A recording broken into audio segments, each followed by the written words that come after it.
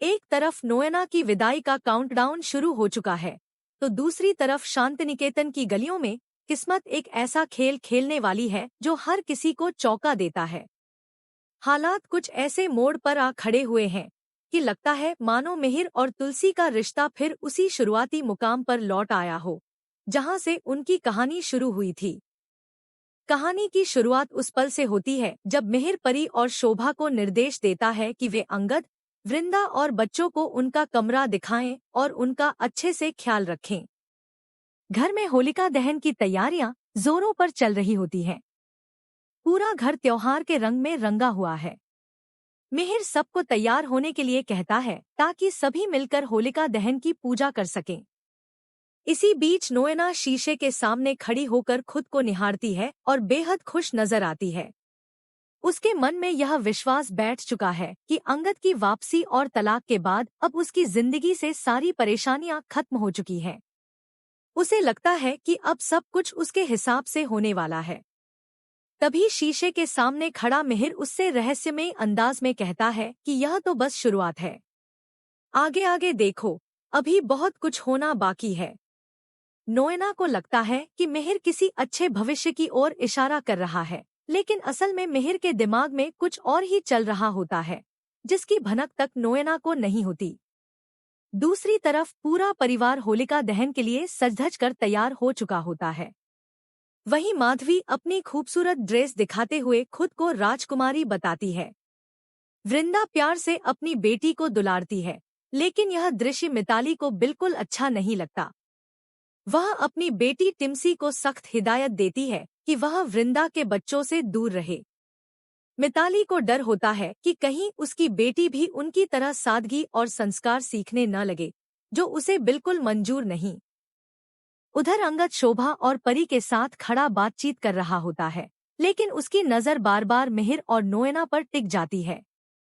उसके चेहरे पर गुस्सा साफ दिखाई दे रहा होता है।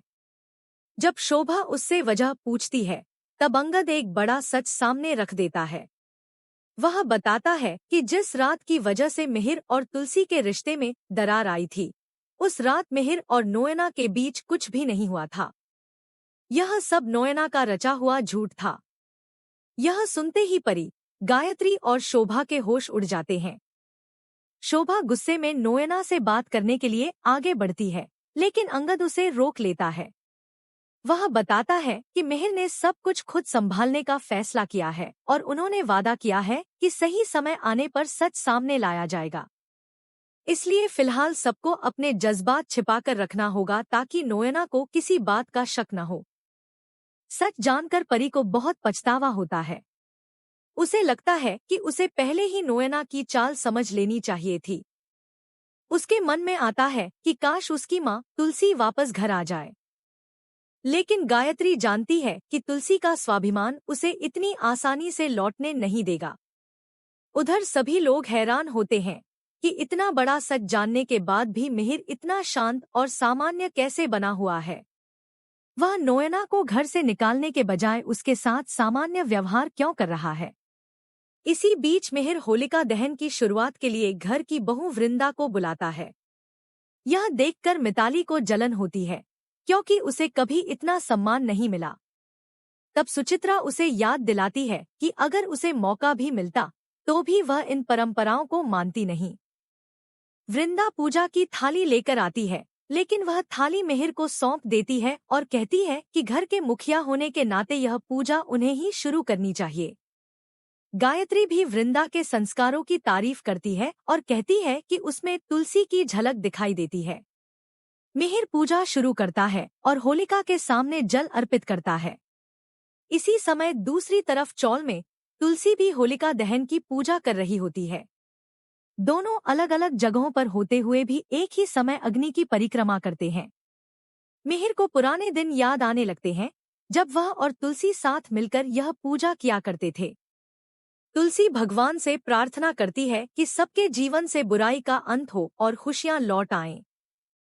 वहीं शांतिनिकेतन में पूरा परिवार मिलकर परिक्रमा करता है। होलिका के धुएं से परेशान होकर नोएना थोड़ी दूर खड़ी हो जाती है। मिहिर उसके पास जाकर उसे परिक्रमा करने के लिए कहता है और साथ ही एक रहस्यमयी बात कहता है कि यह उनकी आखिरी परिक्रमा है। नोएना चौंक जाती है और उससे इसका मतलब पूछती है। मिहिर बड़ी चालाकी से बात घुमा देता है और कहता है कि यह सिंगल होने के नाते उसकी आखिरी परिक्रमा है, क्योंकि जल्द ही उनकी शादी होने वाली है।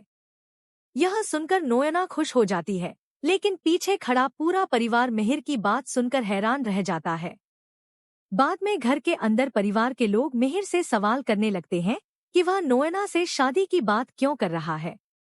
तब मिहिर अपना दर्द जाहिर करता है और बताता है कि 6 साल तक नोएना ने उसे और तुलसी को तड़पाया है, इसलिए वह उसे इतनी आसानी से नहीं छोड़ेगा। वह भरोसा दिलाता है कि सब कुछ सोच समझकर कर रहा है और बस सही समय का इंतजार कर रहा है। फिर वह घोषणा करता है कि यह नोएना की इस घर में आखिरी होली होगी। इसी बीच चौल में तुलसी अपनी दोस्त मुन्नी के साथ गुजिया बना रही होती है। दोनों के बीच रिश्तों, भरोसे और आत्मसम्मान को लेकर गहरी बातचीत होती है। मुन्नी बताती है कि उसने राहुल से सगाई तोड़ दी क्योंकि उसे उस पर भरोसा नहीं था। तुलसी उसका फैसला सही ठहराती है और कहती है कि किसी भी रिश्ते में भरोसा सबसे जरूरी होता है। उधर शांतिनिकेतन में मिहिर एक बड़ी LED स्क्रीन लगवाता है और बताता है कि यह नोएना के लिए एक खास सरप्राइज है। वह कहता है कि उसकी आखिरी होली खास होनी चाहिए। फिर मिहिर चुपचाप घर से निकल पड़ता है। अंगद उसे जाते हुए देखता है और सोचता है कि आखिर उसके पिता इस वक्त कहाँ जा रहे हैं। वृंदा समझ जाती है कि मिहिर उस इंसान से मिलने जा रहे हैं जिससे वह सच्चा प्यार करते हैं, यानी तुलसी। कहानी फिर चौल की होली के जश्न में पहुंचती है, जहां ढोल और रंगों के बीच अचानक तुलसी पर गुलाल गिरता है। वह गुस्से में पलटती है और सामने मिहिर को देखकर उसे गलत समझ लेती है। लेकिन तभी कृति आकर बताती है कि गुलाल उसने फेंका था। इसके बाद मिहिर और तुलसी आमने सामने खड़े होते हैं। मिहिर कहता है कि वह 6 साल बाद फिर से उसके साथ होली खेलने आया है, लेकिन तुलसी अब भी अपने दर्द और स्वाभिमान के कारण उसे स्वीकार करने को तैयार नहीं होती। इसी दौरान भीड़ में किसी के धक्के से मिहिर का संतुलन बिगड़ जाता है। तुलसी उसे संभालने के लिए आगे बढ़ती है और उसी पल मिहिर के हाथ का गुलाल सीधे तुलसी की मांग में गिर जाता है। यह देखकर दोनों एक पल के लिए स्तब्ध रह जाते हैं। मिहिर मुस्कुराते हुए कहता है कि भगवान की लीला भी अद्भुत है। तलाक के बाद भी आज उसकी हाथों से तुलसी की मांग फिर से भर गई। तुलसी अपनी मांग में लगे गुलाल को देखकर हैरान रह जाती है। इसी भावुक और चौंकाने वाले पल के साथ यह कहानी एक नए मोड़ पर आकर ठहर जाती है।